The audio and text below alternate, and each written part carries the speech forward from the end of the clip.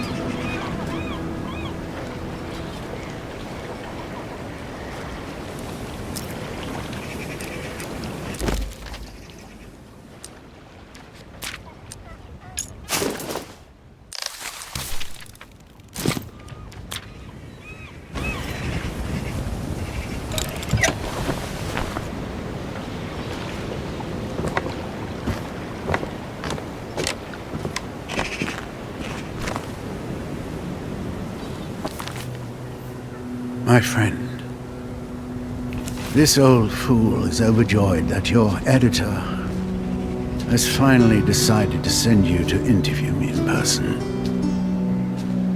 As pleasant as it has been, our recent correspondence will not allow me to discuss certain subjects as freely as I would like. The subject of your special issue, the Amerzone. You must be aware that it hits very close to home for me. That mysterious land is both the source of my greatest joys and my deepest disgrace. As my old friends at the museum probably told you. But no matter what they say, I know what really happened over there in the 30s, when my companions and I ventured into the unknown wilds.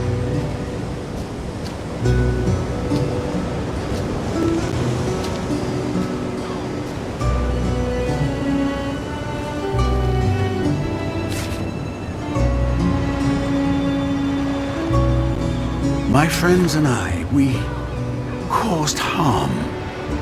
Harm that I am determined to heal today. But I need your help. Not only to finally bring my version of what happened to light, but perhaps to do even more. Time is running out. So, safe travels, my friend. I am quite pleased to welcome you to my humble abode. Signed, Professor Alexandre Valenbois.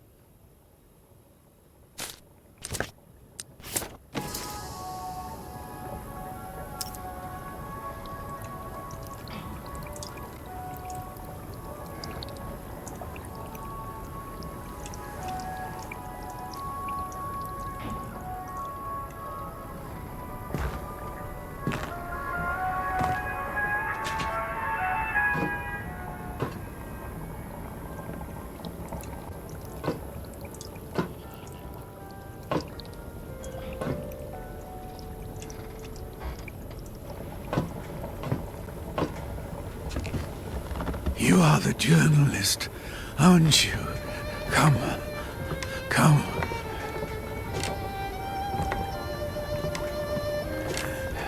Amerzone. Amerzone. Too late for me. Too late.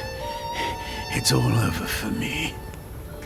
I'm no longer in good health, my friend. It's a pity, but what can I do? In any case, Amerzone, all that. No one ever believed me. So,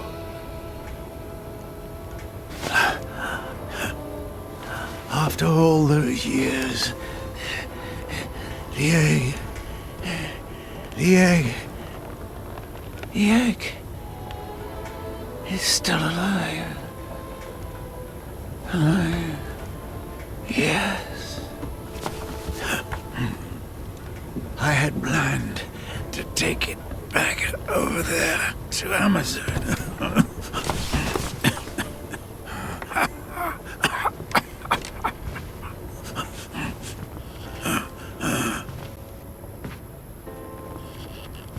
My expedition was ready and all planned down to the smallest detail. And now I have no strength left.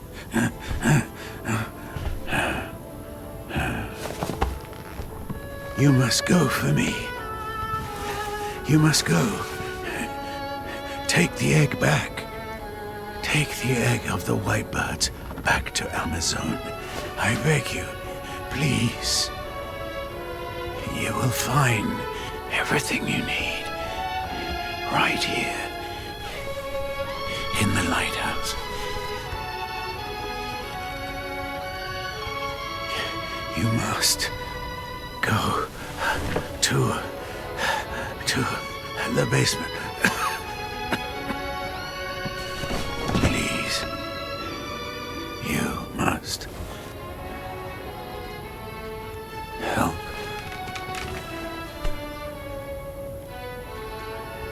For her.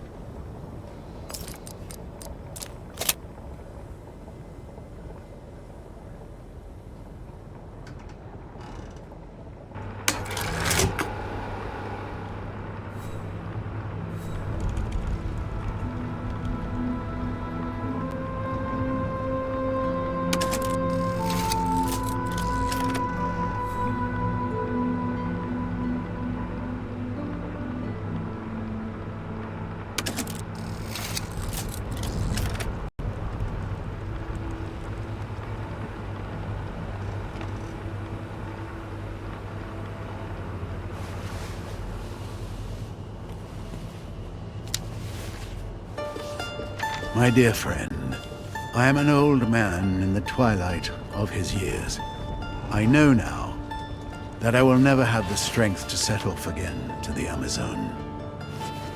My only remaining hope resides in convincing you to go in my stead. Make amends for the wrong I have done to that country over 50 years ago. It was in 1929, at the university where I was finishing my studies in natural sciences, that I first heard of the Amerzone. I befriended a young law student from that country. His name was Antonio Alvarez, and he was later to become the despotic leader that we now know today.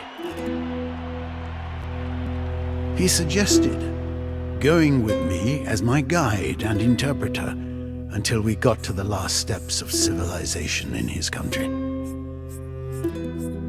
A second companion was to join me, the Reverend Father David Makowski, who was burning with desire to perform mission work among the inhabitants of those regions forgotten by the Creator.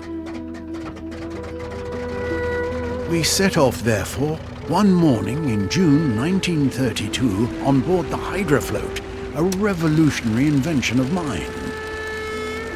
Unfortunately, this first prototype had several imperfections. The mechanics of the craft failed us on the way near Shipwreck Island. A large number of sperm whales had settled there. I feared that we might have hit one of them. It was only by a miracle that we set foot on the shores of the Amerzone. But already, my friend, I realize that I am only at the beginning of this tragic story. If you want to find out about what follows, it will be waiting for you in the basement. Your next destination, should you decide to replace me for this new journey.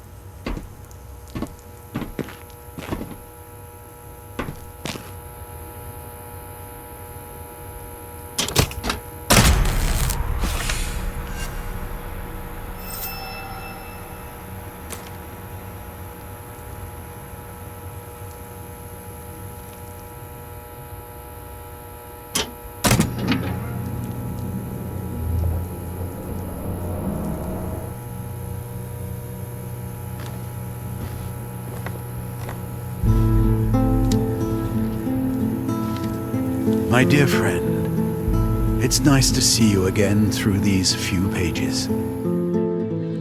The previous ones ended with my arrival in Amerzone with my comrades, Alvarez and Makowski, in 1932. For some weeks, all three of us traveled to Puebla, a fort village upstream of the river Amazon Delta. It was there, in the mouth of an old drunken and erudite Indian, that I first heard of the great white birds. The white birds are dependent on the imposing volcano that rises above the Amazonian jungle. They are majestic skyships of sorts. They glide interminably, taking advantage of the thermals created by the heat from the craters. Every 3 years, one of the females of the colony abandons a single egg that will, all by itself, contain the entire next generation of white birds. But the embryos contained in the egg are subject, it seems, to a brutal alteration in their chromosomes due to the toxic gases that escape the volcano. Left to its own devices, the egg would hatch nasty little black birds with a precarious existence. It is at this point that the intervention of the Ovo-Volahos, an indigenous tribe descending from a very ancient and famous civilization of white bird worshippers, takes place. Ignoring the warnings of my companions, I set off towards the unknown, with the old Indian as my guide.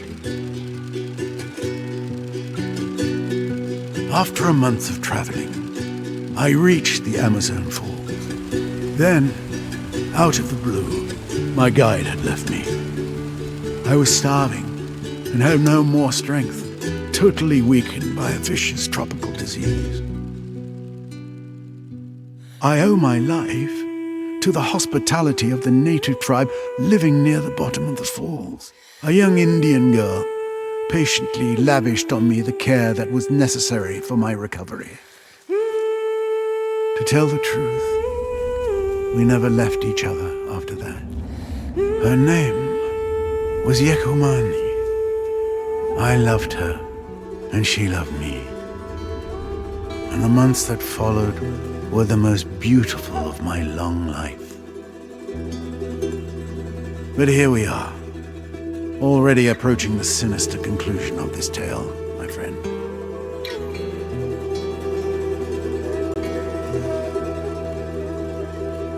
There is still time for you to turn back. But if you decide not to, the end of my story is waiting where yours will begin.